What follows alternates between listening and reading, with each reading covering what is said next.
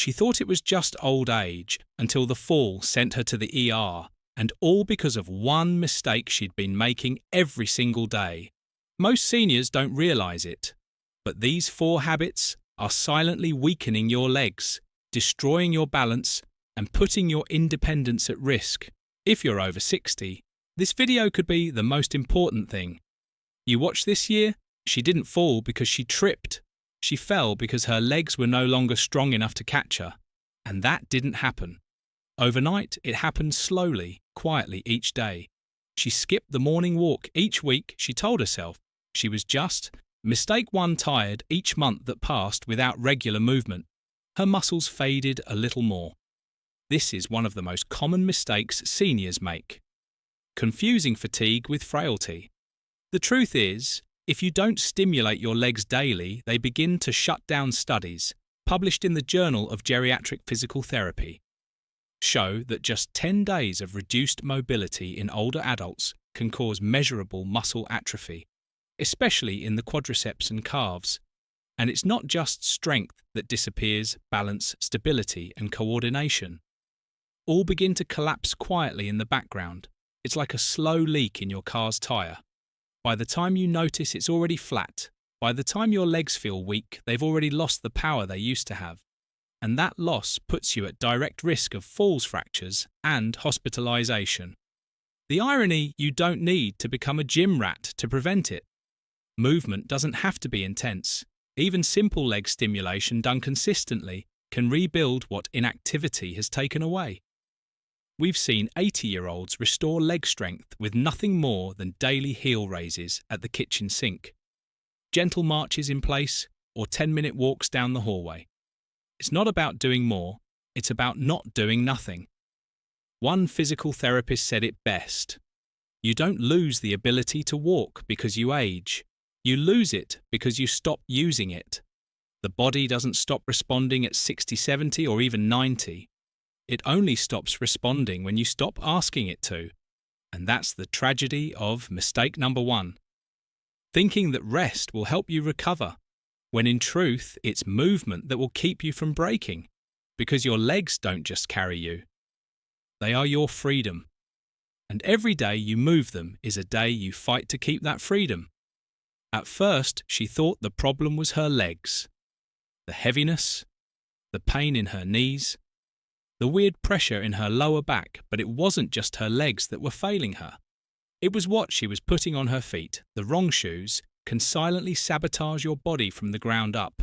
And for seniors, this is often one of the most overlooked causes of weakness falls. Mistake 2 and chronic pain.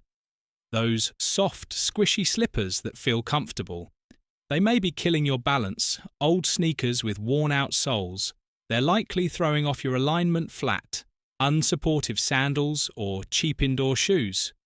They force your muscles to compensate until one day your legs simply give out. A study in the Foot and Ankle Orthopedics Journal found that poor footwear was a contributing factor in over 50% of fall-related hospitalizations among seniors. That's not just a statistic, it's a warning, because shoes aren't just about comfort. They're your connection to the ground, and if that connection is unstable, everything above it, ankles, knees, hips, spine, suffers. Wearing the wrong shoes alters your gait mechanics. It changes how your foot strikes the ground, how your leg absorbs shock, and how your posture adjusts to keep you upright over time.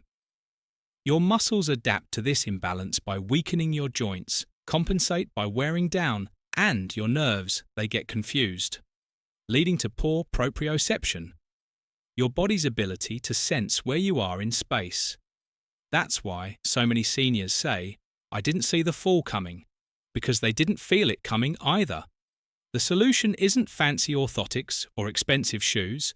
It's about awareness, shoes that secure your heel, support your arch, and don't collapse under pressure can transform how you move. And here's a tip from geriatric physiotherapists. If your shoes can bend in half or twist like a rag, throw them out. Your feet need support, not softness. They need structure, not fluff. Imagine rebuilding your house on a crumbling foundation. That's what it's like walking through life in worn-out footwear. Eventually, the whole structure pays the price. So next time your legs feel tired, don't just blame age. Look down your solution, maybe at the bottom of your closet. She used to sit for just a few minutes, then an hour passed, then 2, then 3. Before long, entire afternoons disappeared, one cushion sunk posture at a time. And here's the scary part, she still thought she was resting. But her body, it was shutting down. Long periods of sitting are one of the most dangerous habits for seniors, and most don't even realise it. We sit to eat, we sit to watch TV, we sit to read, relax talk on the phone. Wait at the mistake 3 doctor's office, but every hour you sit without moving is an hour. Your muscles grow weaker, your blood grows slower, and your bones grow more fragile. A study in the Journal of Aging and Physical Activity showed that older adults who remain seated for more than 6 hours a day have significantly reduced lower limb strength and balance performance compared to those who break up their sitting time even with light movement. And that's just 6 hours. Many seniors unknowingly double that. When you sit too long, your hip flexors tighten and your glutes deactivate. Your circulation slows to a crawl, pooling blood and fluids in your legs, leading to that familiar swelling and pressure you feel at night. Even your nervous system adapts, sending fewer signals to your lower limbs. The result? You stand up too fast and suddenly your legs don't know what to do. Ever felt dizzy after sitting a long time, wobbly off balance that's not just getting older? That's the aftermath of immobility. Your body wasn't designed to be parked. It was designed to move shift flex and balance even in small ways. But here's the good news. You don't need a fitness routine to fix it. You need interruptions every 30 to 45 minutes. Stand up march in place. Roll your ankles, flex your knees, walk to the bathroom. Even if you don't need to go, it's not about burning calories. It's about reminding your legs. They still exist. A gerontologist once said, "If sitting is the new smoking, then stillness is the new silent killer." And that's exactly what mistake number 3 is, a silent killer of strength, stability, and self-reliance. Don't let your chair become a trap. Use it, but don't live in it, because every time you stand, you send a message to your muscles. I'm still here, and I'm not done yet. The warning signs were there. The restless nights filled with cramps. The dull ache that crept in every evening. The shoes that suddenly felt tighter by the end of the day, but like so many others, she brushed it off. "It's just part of getting older," she said, until one day her legs. Mistake 4 gave up without warning. Here's the truth. Most seniors don't hear enough. Your legs talk to you, but we've been taught to ignore them. Cramps are not just a nuisance. They're a message. Swelling isn't just from standing too long. It's a sign your circulation is struggling, tingling. That's your nerves crying out for attention. Even something as subtle as stiffness in the morning or heaviness after walking. It's not nothing. It's your body whispering, "Help me," before it's too late. The American Geriatric Society reports that over 60% of adults over 65 experience lower limb warning symptoms like numbness, tightness, or weakness. But fewer than 30% bring it up to a doctor unless they fall. Why? Because we normalise the decline. We call it just age. But weakness is not a natural destination. It's a signal, a story. A system breaking down slowly, but not silently. Ignoring these signs doesn't make them go away. It makes them grow stronger and more dangerous. That slight wobble on the stairs today becomes tomorrow's tumble. That nightly cramp becomes next week's full leg spasm. That tingling foot becomes a nerve that stops firing, leaving you with no warning when you slip. But here's the powerful truth. Your body is on your side. It doesn't give up without trying to speak. First, the pain is not your enemy. It's your invitation to intervene. And intervention doesn't always mean medication or surgery. It can start with touch with oils, with gentle movement, with elevating your legs for 10 minutes before bed, with listening. Truly, listening to what your legs are trying to tell you. One geriatric specialist said, "The earlier you respond to the warning signs, the longer you can stay independent." That's the goal, not just to move, but to move confidently, to catch the signals when they're whispers, before they become screams, to feel your legs, not as a burden, but as your most powerful support system. Because your legs aren't just part of your body, they're part of your story. And you still have chapters left to write. You've heard the mistakes, but what if I told you there's a way to start undoing the damage in just 7 days? Not with the 7-day leg recovery ritual medication, not with exhausting workouts, but with a daily 10-minute ritual that reconnects you with the strongest part of your body, your legs. It begins the moment you wake up before your feet hit the floor. Gently roll your ankles, flex and point your toes. Remind your body it's alive, that first signal, that first stretch. It's like flipping on a light switch for circulation. Then, mid-morning, take your movement break march in place for 1 minute. Do heel raises at the counter. You're not training like an athlete, you're simply telling your legs. You still need them after your afternoon rest. Elevate your feet just 10 minutes. A pillow under the ankles. Eyes closed, deep breaths. This isn't laziness. It's intelligent recovery. And before bed, the oil, 5 minutes. Your hands gentle, massage one leg, then the other. The scent of rosemary, the warmth of touch. You're not just applying oil, you're sending a message to your body. I remember you. I care for you. You still matter. Do this for 7 days and you'll begin to feel what so many seniors forget is possible. Lightness, strength, confidence. The rhythm of caring for your legs becomes a ritual, and rituals have power. Because when done consistently, rituals become transformation. Your legs aren't just limbs. They are your roots, your foundation.